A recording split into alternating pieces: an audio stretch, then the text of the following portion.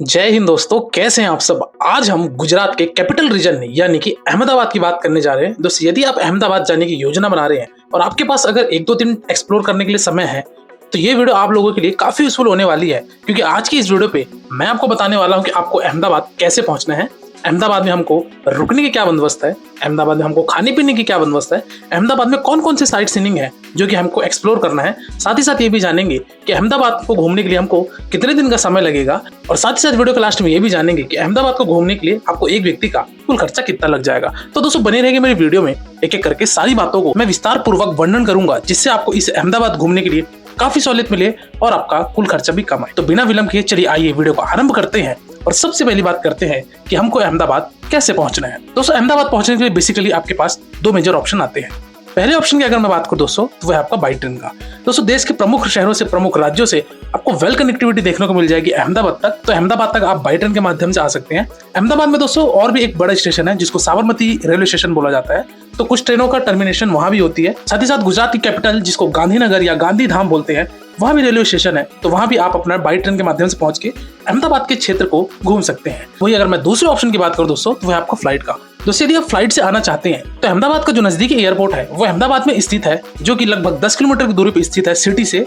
तो आप by road के माध्यम से यानी कि ऑटो टैक्सी लेकर आप अहमदाबाद पहुंचिए और अहमदाबाद में अपना ठहराव बना के अहमदाबाद को सारे साइट सीइंग को एक्सप्लोर कर सकते हैं। तो ये बातें थी दोस्तों कि हमको अहमदाबाद कैसे पहुंचना है। इसी के साथ ही साथ बात की जाए कि अगर आप बाई रोड आना चाहते हैं, इंटर स्टेट बस और आपको विद इन स्टेट बस हर एक बस फैसिलिटी मिल जाएगी। प्राइवेट बस की भी ऑप्शन है, साथ ही साथ यहाँ पे गवर्नमेंट बस की भी ऑप्शन है। तो बस के माध्यम से भी आप मुंबई, दिल्ली से भी आपको कनेक्टिविटी देखने को मिल जाएगी। तो इस तरीके से आप अहमदाबाद पहुंच सकते हैं। चलिए दोस्तों, बात करते हैं कि हम अहमदाबाद पहुंच चुके हैं। अब हमको अहमदाबाद में कहाँ स्टे लेना चाहिए और हमको क्या चार्जेस पड़ेंगे। अहमदाबाद में दोस्तों होटल्स की कमी नहीं है। अहमदाबाद में रेलवे स्टेशन के पास अगर आप अपना स्टे बनाते हैं तो आपको ढेर सारे वहाँ पे बजट होटल्स देखने को मिल जाएंगे, जिनका रेंज दोस्तों आपको 1000 रुपए से स्टार्ट होकर 1200, 1500, 2000 तक अलग अलग कैटेगरी के अलग अलग रेट्स यहाँ पे हैं। तो आप जिस भी तरीके का होटल्स लेना चाहते हैं वहाँ आप अपना होटल एकोमोडेशन बना सकते हैं। वही इसी के साथ ही साथ अगर मैं खाने पीने की बात करूँ तो अहमदाबाद में दोस्तों आपको शाकाहारी साथ ही साथ मांसाहारी दोनों यहाँ पे फूड अवेलेबल इजिली हो जाते हैं। तो आप जहाँ भी अपना भोजन ग्रहण करना चाहते हैं भोजन ग्रहण कर सकते हैं। कॉस्ट की अगर बात की जाए दोस्तों, तो मान के चलिए 150 से 200 रुपए आपको थाली सिस्टम के हिसाब से पड़ेगा और आप अपना भरपेट भोजन ग्रहण कर लेंगे। चलिए दोस्तों, बात करते हैं कि अब हमको अहमदाबाद में कौन कौन से साइट सीइंग को एक्सप्लोर करना है और हमारा ये साइट सीइंग करने के लिए हमारा साधन क्या होगा। सबसे प्रथम स्थान की अगर मैं बात की जाए दोस्तों अहमदाबाद में घूमने के लिए, वो है दोस्तों यहाँ का अक्षरधाम टेम्पल, जो कि अहमदाबाद में नहीं बल्कि गांधी धाम में स्थित है, यानी कि गांधीनगर में स्थित है। अहमदाबाद से लगभग 229 किलोमीटर की दूरी पर स्थित ये यहाँ पे विशाल पैमाने पर फैला हुआ अक्षरधाम का टेम्पल।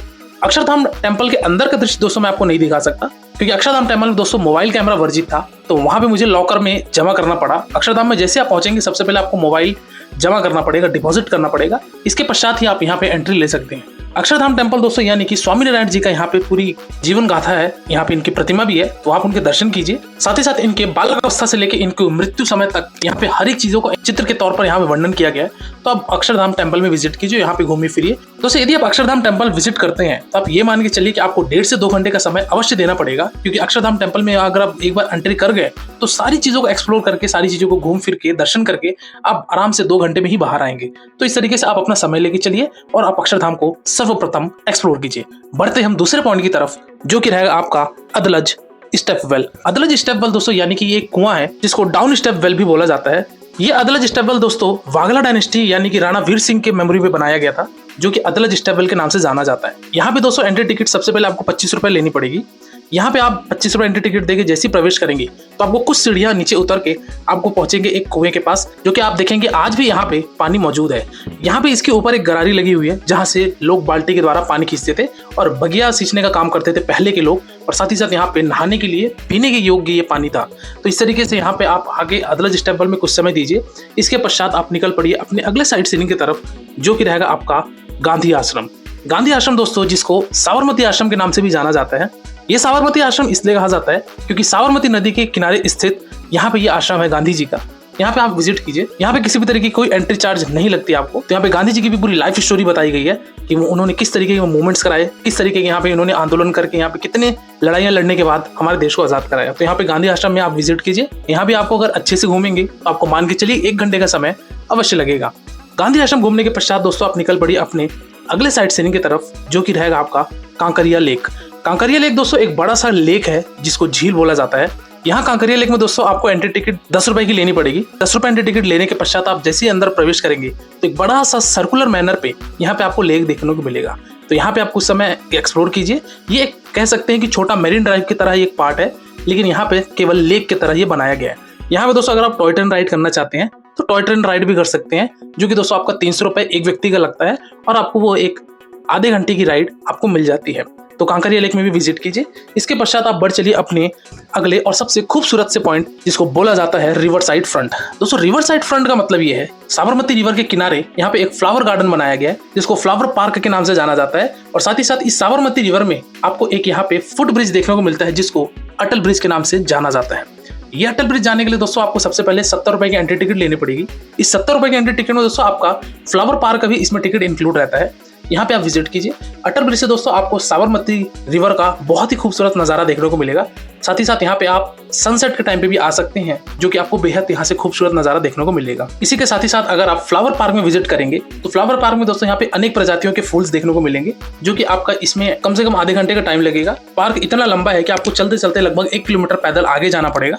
तो आप यहाँ पे भी विजिट कीजिए, कुछ समय यहाँ भी दीजिए और इस तरीके से आप अपना रिवर फ्रंट में भी कुछ समय बिता के आप अपने होटल पे ड्रॉप हो सकते हैं। अगर आपके पास समय है दोस्तों, यहाँ पे कुछ और टेम्पल्स हैं, जैसे वैष्णो देवी टेम्पल हो गया, साथ ही साथ यहाँ पे और भी कुछ पुरानी हिस्टोरिकल चीजें हैं, उन सबको भी अगर आपके पास समय है तो आप वो विजिट कर सकते हैं। तो दोस्तों ये रहा आपके अहमदाबाद का प्रमुख साइट सीइंग कि आपको कौन कौन से पॉइंट्स कवर करने हैं।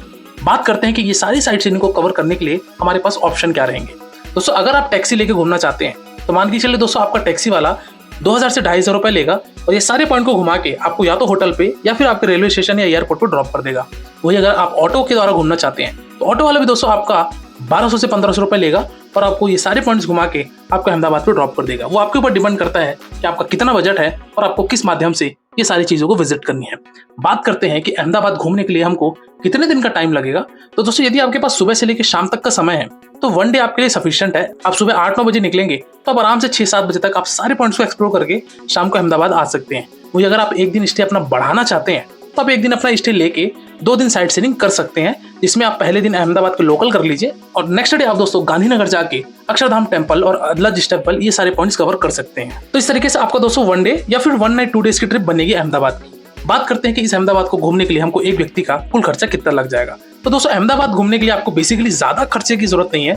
आप ये मान के चलिए कि अगर आप एक नॉर्मल होटल में रुकते हैं और अगर आप एक टैक्सी रिजर्व करके अगर आप साइट सीइंग करते हैं और अगर आप 2 से 3 पर्सन हैं तो आप ये मान के चलिए दोस्तों आपकी जो कॉस्टिंग आएगी 1500 से 2000 रुपए में आपका पर हेड आपको ये सारा चीजें कवर हो जाएगा, जिसमें आप होटल स्टे, खान पान के खर्चे और आपके टैक्सी के खर्चे रहेंगे। इस फेयर में मैंने दोस्तों किसी भी तरीके के आपके ट्रेन के टिकट और फ्लाइट के टिकट को इंक्लूड नहीं किया। इस फेयर में मैंने केवल और केवल आपके अहमदाबाद में होने वाले खर्चे की बात करी है, जो कि आपका 1500 से 2000 रुपए रहेगा।